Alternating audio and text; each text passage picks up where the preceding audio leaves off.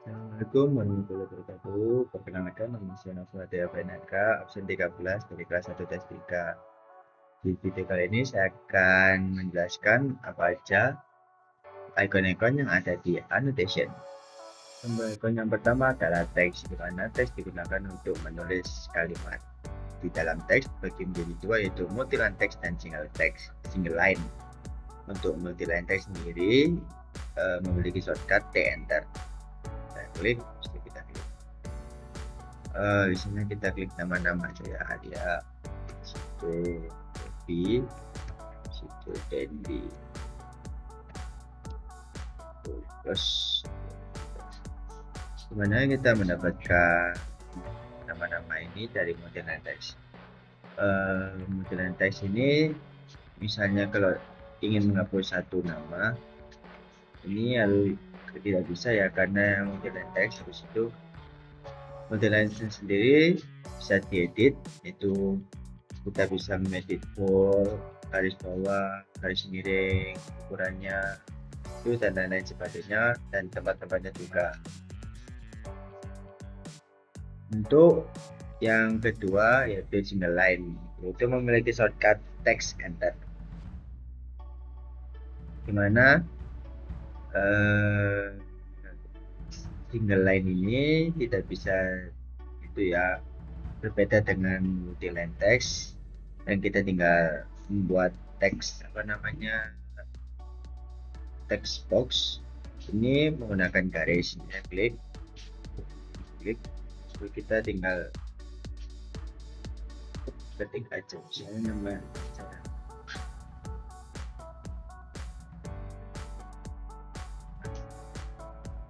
Bedanya single line itu tidak bisa diedit, kalau yang multiline text ini bisa diedit ya. Itulah perbedaan dari single line dan multiline text. Untuk icon yang selanjutnya adalah dimension, di mana dimension digunakan untuk membuat ukuran. Dalam dimension dibagi menjadi beberapa. Yang saya akan bahas itu adalah linear, align, angular, arc length, radius, dan diameter. Di mana linear digunakan untuk mengukur objek yang horizontal dan vertikal. Align digunakan untuk mengukur objek miring atau diagonal. Angular digunakan untuk mengukur sudut antara dua garis. Arc length digunakan untuk mengukur panjang garis lengkung. Untuk radius sendiri untuk mengukur radiusnya ya teman-teman, objek melingkar. Kalau diameter yang untuk mengukur diameter. Untuk contoh penerapannya sendiri ada sebagai berikut. Saya sudah memiliki suatu objek di mana saya akan memberikan ukurannya.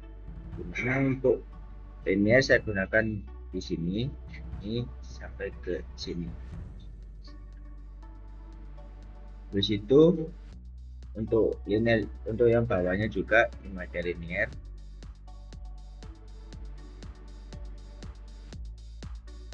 Terus itu yang ini juga kita pakai linear.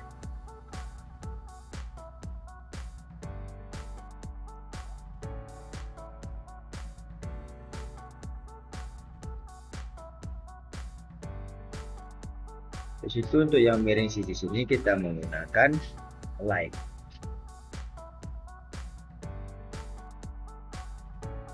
Itu untuk sudut antara dua sudut ini kita menggunakan angular. Kita klik objek habis itu untuk yang selanjutnya kita menggunakan arc length untuk mengukur lengkung ini. Untuk selanjutnya untuk mengukur radius kita gunakan untuk radius ini. Radius itu untuk yang horizontal kita gunakan pada diameter. Ini adalah contoh penerapan dari dimension. Selanjutnya, jika kita ingin menampilkan akarnya agar pas dalam dimensi yang ditentukan, kita masuk ke bagian annotate. Habis itu klik sini, itu klik manage dimension style. Dimana di sini untuk mengatur dimensi style manager. Nah, jika kita ingin membuat baru adalah klik new. Situ karena saya sudah punya yang untuk praktek yang kemarin Senin kemarin, habis itu saya ingin buat baru, yaitu kita klik standar. Habis itu kita kasih nama misalnya style,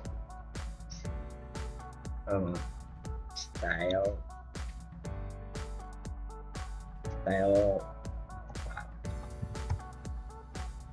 terus itu kita klik continue. Lalu kita akan diarahkan ke sini. Kategorinya yang harus kita edit adalah primary unit, simbol dan arrow. Di situ teks. Untuk primary unitnya kita menggunakan precisionnya, kita menggunakan 0 saja maksimalnya. Di situ untuk simbol and arrow-nya kita bisa atur, kita inginkan apa. Saya sukanya arsitektural tick atau dot atau panah-panah gini, saya suka lebih arsitektural. Untuk leadernya juga dibatasi tick. Untuk ukurannya arrow size-nya kita misalnya 15 saja, 15 sudah. Habis itu masuk ke teks. Di situ teks style-nya kita ganti standar. Di situ teks height-nya kita buat 20 aja. Udah. Di situ kita klik oke. Terus kita sudah membuat, dimana kita tidak membuat annotation menurut style kita masing-masing atau yang saya suka sesuai dengan saya mau.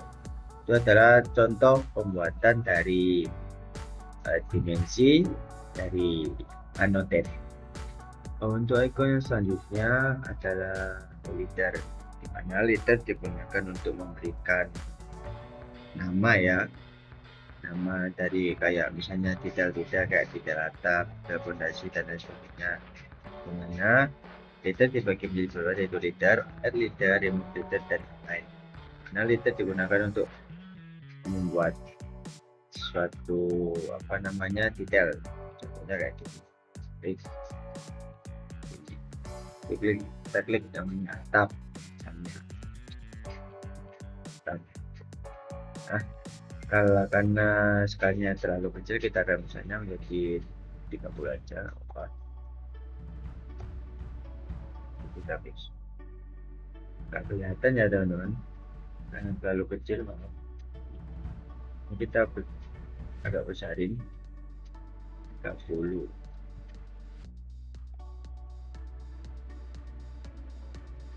Masih kecil, masih terlalu kecil.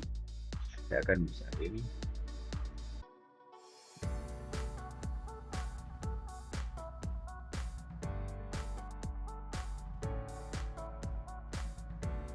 Saya sudah besarin. Nah, ini adalah dari atap. Kita akan isi lagi punya leader buat yang satunya. Namanya adalah fondasi.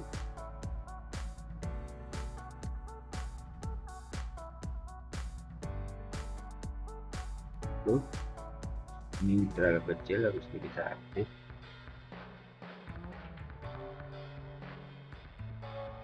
Kita ganti ke ukuran 30. Terus sini ya. Terus itu jika kita ingin merapikannya atau mensejajarkan, kita menggunakan line. Nah, select mana yang kita mau sejajarkan, kan berarti semuanya. Klik. Yang mau disejajarin yang ini. Di atasnya kita sejajarin. Itu adalah fungsi dari leader yang ada di icon atau toolbar annotation, digunakan untuk memberikan detail-detail dari bangunan, fondasi, dan lain-lain sebagainya. Sekian, terima kasih.